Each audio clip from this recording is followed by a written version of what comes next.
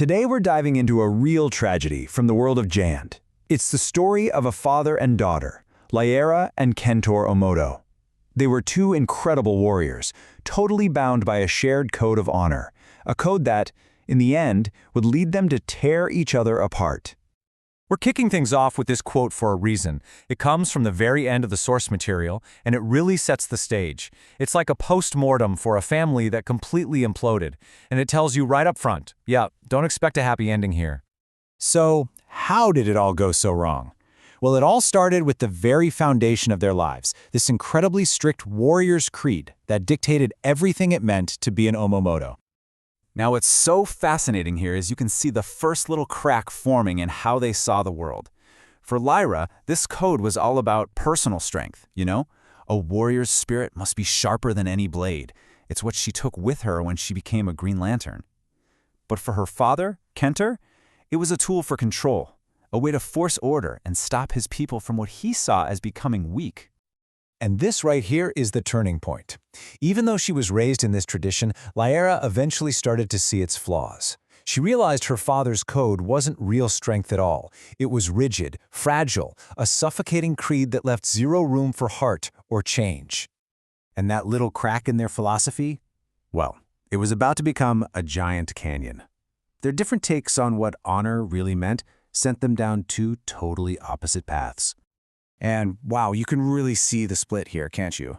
Lyra takes that family code and applies it to this huge universal cause as a Green Lantern. Meanwhile, Kentor comes back from the dead, sees what he thinks is chaos on their homeworld, and just rejects all of that. He embraces fear and becomes this tyrant, the Golden Dragon, convinced that only his absolute rule can save their people. And listen to how he puts it. In his own mind, he didn't fall from grace. He was performing a necessary correction. He saw his home as an overgrown, wild garden, and his rage, that was just the tool he needed to prune it back into shape and restore the family's honor. You just knew this was coming, right? These two forces, a daughter fighting for cosmic law and a father imposing his own, were absolutely on a collision course. This next part is all about that fateful confrontation. Okay, so their battle in the city of Exhol was way more than just a physical fight. To even stand a chance, Lyra had to master the very emotions her father was now using as a weapon. But when she wins, she makes a critical choice. She denies him the honorable warrior's death he was expecting. So what does he do? Kentor takes matters into his own hands to preserve his pride. But that victory gave Lyra zero peace. As she says here, her father's final act didn't feel like justice. It felt like a betrayal that just scooped out the part of her that believed in her duty, leaving this wound that would just never, ever heal. And this is where the story gets even more tragic, if you can believe it. Because after her father's death, everything that happens to Lyra out in the universe starts to prove his cynical, brutal worldview right. I mean, just look at this. Her faith in the cosmic order she'd sworn to protect just gets torn apart piece by piece. She gets betrayed by another Green Lantern, gets enslaved by these killer robots, and then she has to face this guy, Amon Sur, who is the embodiment of all the decay her father was talking about. And that was it. That was the moment she snapped. Faced with all this corruption, totally disillusioned with the system, she did exactly what her father would have done. She skipped the law and took justice into her own hands. And in a way, Kentor gets the last word from beyond the grave. With that one act of rage, Lyra proved they were much more alike than she ever wanted to believe. Their so-called honor was actually pretty brittle, and it just shattered when things got tough. So that one decision, it sealed her fate. It was the final step in her transformation from one of the most disciplined warriors out there into, well, a pure creature of rage. The fallout was immediate and total. The Guardians, the very people she served, called her a murderer.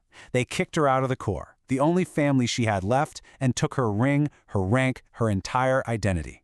She was completely alone. And into that empty space, that void of grief and rage, something new arrived. The Red Lantern Ring. It's like a predator that hunts for souls, just like Lyra's. It found that hollow place her father left and just filled it with fire, twisting all her discipline into pure, raw instinct.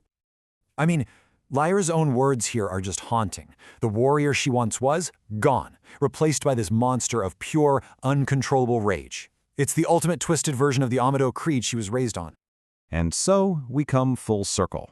The father and the daughter, who started from the same place, were both completely destroyed by the very ideals they were trained to master.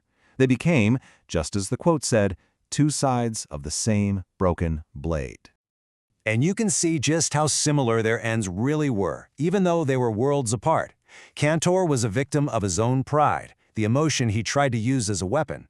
And Lara became a casualty of her own rage on the planet Yzmalt, an emotion she lost all control over. In the end, they were both consumed. And after all that struggle and tragedy, what was the result? Nothing. On their homeworld, their legacy is already fading. Nature is just taking back the ruins of their dynasty, which really shows you how pointless their whole conflict was. Which leaves us with this final question to think about. Lyra and Kentor both believed a warrior's discipline was the key to mastering their emotions. But for one, it became a brittle shield, and for the other, a weapon of tyranny. Both paths led to ruin. So, what do you think? Is a rigid code like theirs a necessary shield to hold back chaos, or is it always destined to crack under pressure, becoming the very thing that destroys you?